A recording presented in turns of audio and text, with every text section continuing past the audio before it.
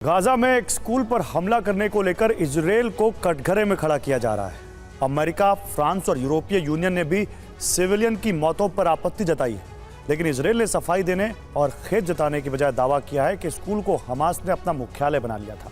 School में 19 Hamas लड़ाकों को मारने का दावा किया गया है।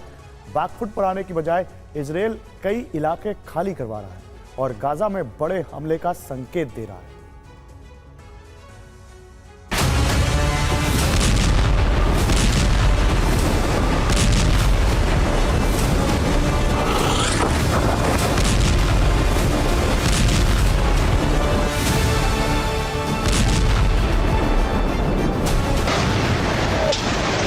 जिस स्कूल में धमाका हुआ, जहां 100 बच्चों की मौत का दावा है, जिस हमले के लिए इजरायल पर दुनिया भर के सवाल उठे, उस प्रहार को लेकर इजरायल का दावा बिल्कुल अलग है।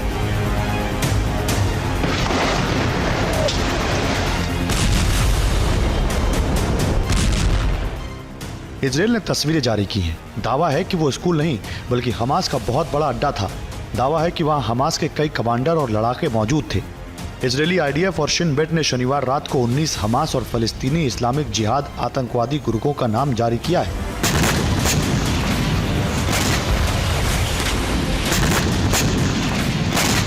स्कूल को हमास का हेडक्वार्टर बताया है।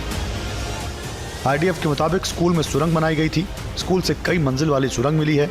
सुरंग के भीतर सेना को कई कमरे मिले हैं। सुरंग में हथियारों का भारी जखीरा मौजूद था।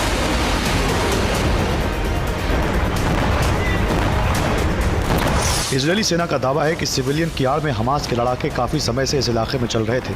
तलाशी के बाद इजरायली सेना ने सुरंग को नष्ट कर दिया है। आईडीएफ प्रवक्ता डैनियल हगारी ने बताया कि सेना को खुफिया जानकारी थी कि इस्लामिक जिहाद के सेंट्रल कैंप ब्रिगेड का कमांडर अशरफ जुदा स्कूल में मौजूद है। हालांकि ये साफ नहीं है कि उसे मारने में कामयाबी मिली या नहीं।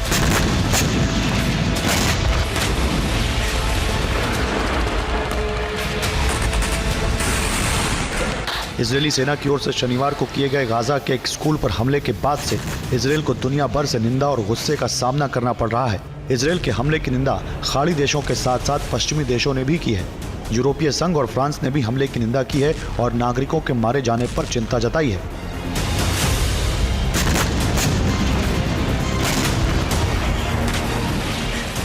युद्ध विराम वार्ता में मध्यस्थ मिस्र और कतर ने हवाई हमले की तत्काल जांच की मांग की है।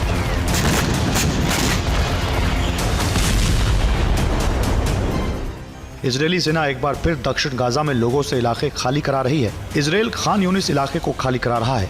खान यूनिस के करीब सेना की भारी तैनाती की गई है। खान यूनिस में आईडीएफ का हमला फिर होने का अंदेशा है।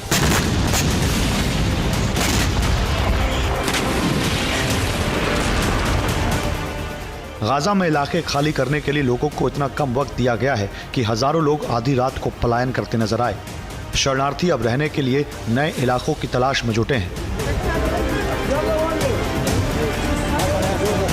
दक्षिण गाजा के कुछ इलाकों के अलावा इजरायली सेना ने उत्तरी गाजा में अल जला के लोगों को तुरंत वहां से दूर जाने की चेतावनी दी है। अल जला से पिछले दिनों इजरायल पर रॉकेट दागे गए थे, जिसके बाद से आईडीएफ ने इस इलाके में तलाशी अभियान शुरू करने का फैसला किया है।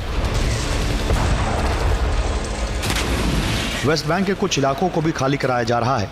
जनिन कैंप से लोगों को दूर जाने के लिए कहा गया है। जनिन कैंप में हमास समर्थकों का बहुत बड़ा गढ़ है।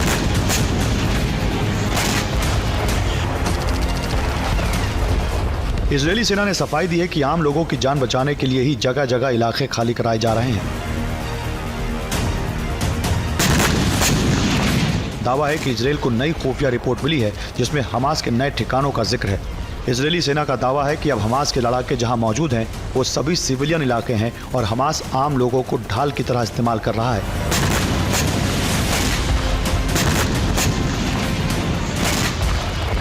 राफा में भी इजरायली सेना को हमास की नई सुरंग का पता चला है। सुरंग पर आईडीएफ ने हवा से बम बरसाए हैं। सेंट्रल गाजा में भी इजरायल का हवाई हमला तेज हो गया है।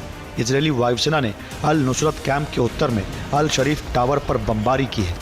Bureau report, TV9 Bharatvarsh.